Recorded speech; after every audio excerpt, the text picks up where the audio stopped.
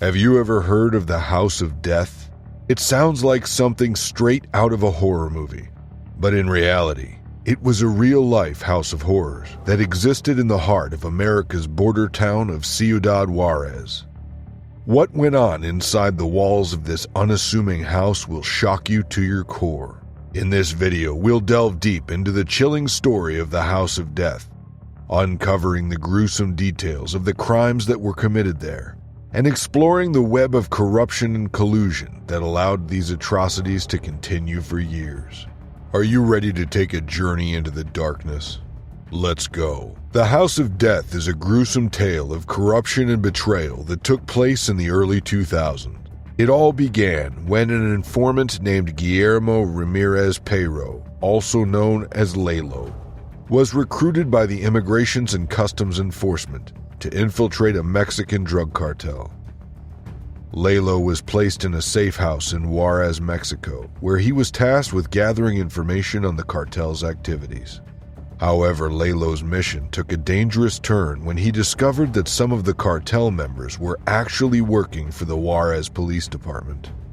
In an attempt to expose the corrupt officers, Lalo secretly recorded conversations and gathered evidence of their involvement in drug trafficking and other criminal activities.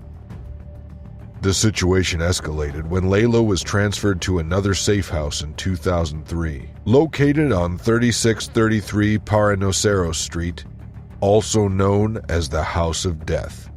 Despite the risks, Lalo continued to gather evidence and document the atrocities that were taking place inside the House of Death. He made numerous recordings of the killing, and even managed to snap photographs of some of the victims before they were buried. Lalo knew that he was in grave danger and feared for his life every day that he spent in that house.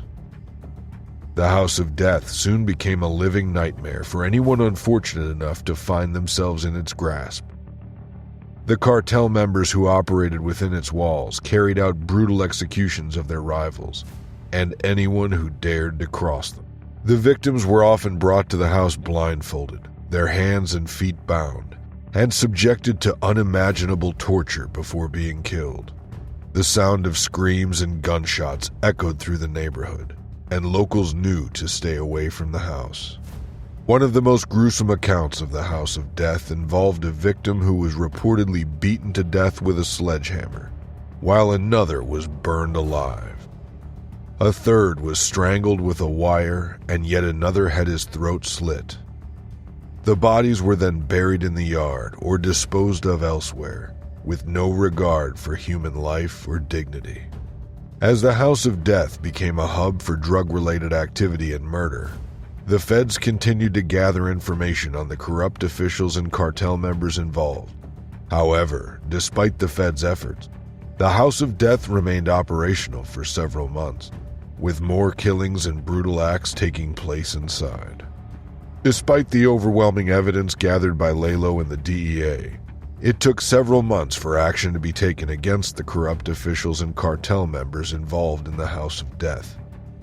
The DEA faced numerous obstacles in bringing those responsible to justice, including the reluctance of the Mexican authorities to cooperate and the risk of exposing their own involvement in the illegal activities. In January 2004, a search of the House of Death's backyard led to the discovery of 12 bodies buried in shallow graves. The news shocked the public and brought international attention to the case.